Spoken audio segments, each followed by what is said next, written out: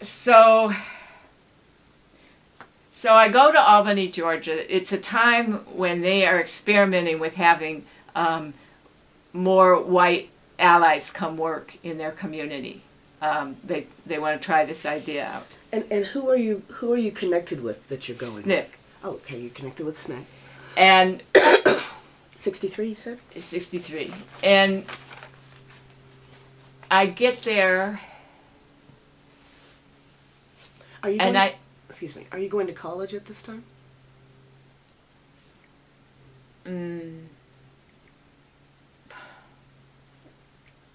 Okay. Now I gotta remember. Just go from tell me when you get there. Okay. So I get there, and I'm there one day, and I'm going door to door, knocking on doors, asking people to register to vote. And the next day, the police are going around arresting everybody who's doing that. And so the second day that I'm there, I'm in jail. And I end up being in a cell with 7 other white women, because the cells are black men, black women, white men, white women.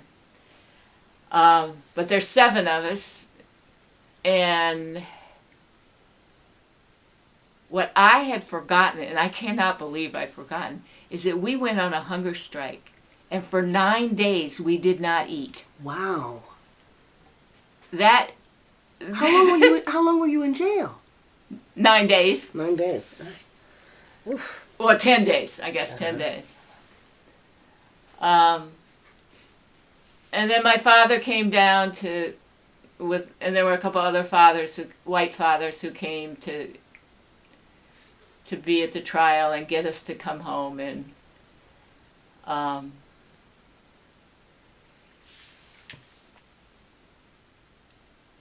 And my father was, I mean, there's so much detail that I can't go into now, but I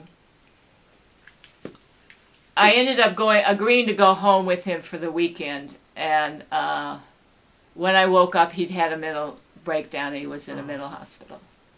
And then I agreed, I couldn't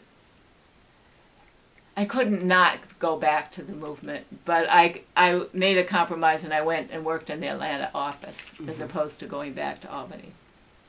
Where are you from? Originally? Where are you? Midwest and the South. Mm-hmm. And that's part of the story is that my family are Midwesterners, and I grew up there a lot, but then in 1957 I moved to Memphis. Mm-hmm. And I was going to a segregated school when Little Rock was being forcibly integrated. And I was sitting in my classroom saying, I believe in integration. Mm-hmm, mm-hmm. And the teacher was about to faint. And lots of kids in my school were saying 2, 4, 6, 8, we don't have to integrate. Mm-hmm, mm-hmm. And my Unitarian church was right across the street from my high school, and it was all white except that sometimes some black people came and visited, and there was support for the civil rights movement in the church. So when I graduated from high school, I ended up going to college at Carleton College in Minnesota, and then I ended up getting to go on the Spelman Exchange. And, the whole thing about there being a movement, and also my being able to go to Spelman. And, were you just like a rebel? You just wanted to go to that? I wanted... when I was in Chicago, before we moved to Memphis, I was at an integrated school, and I hung out with some of the black students, somewhat, and I got to see what of their culture and how they viewed the world was really valuable to me. and I mean, I remember the men being, I don't know,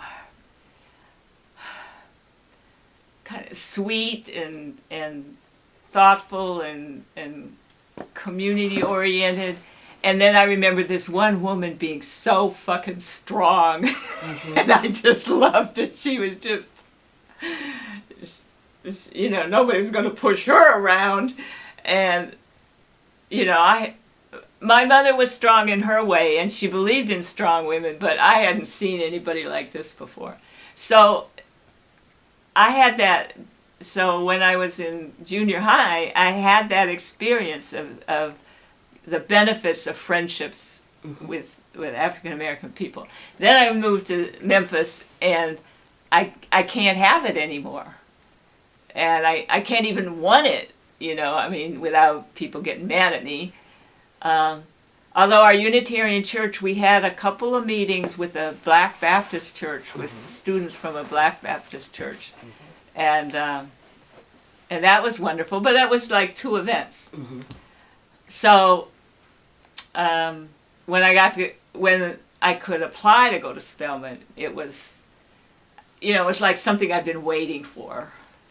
Not that I'd imagined it, but mm-hmm.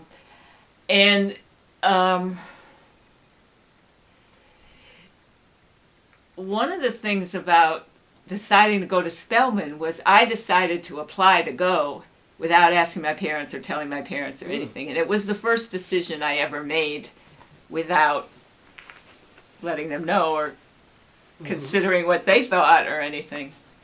So that was and I remember making the decision. I was out here visiting a Carleton friend in the summer and laying on the beach in the sun, and all of a sudden it hit me.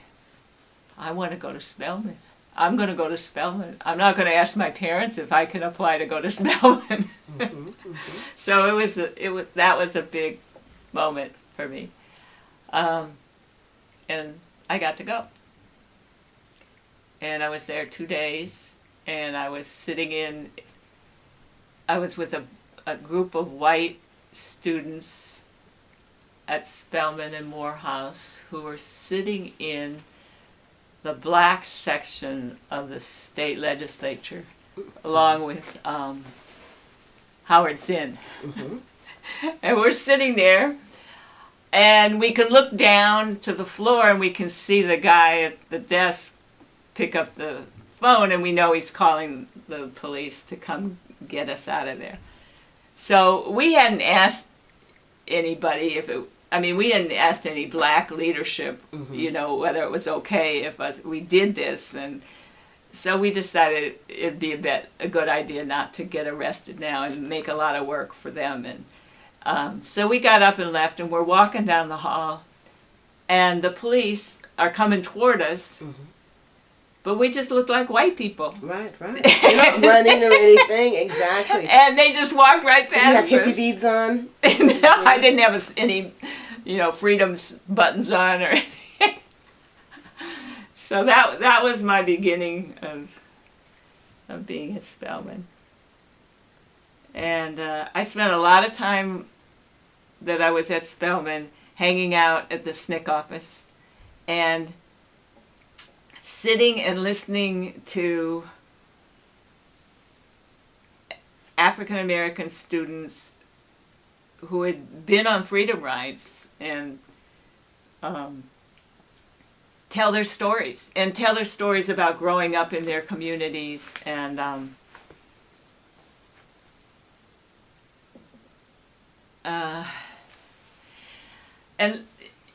you know,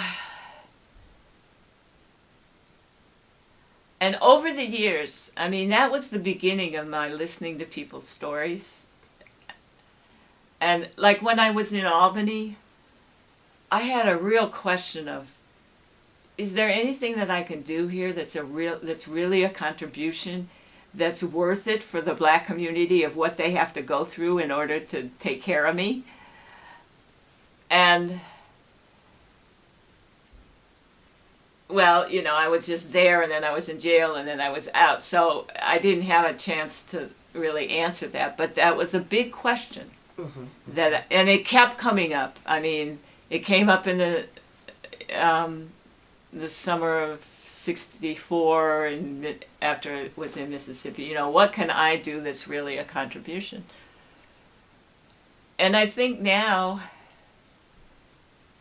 for me, I don't know. I mean, somebody else could raise money. That would be a contribution. But I think my contribution has been listening to people and having people feel heard,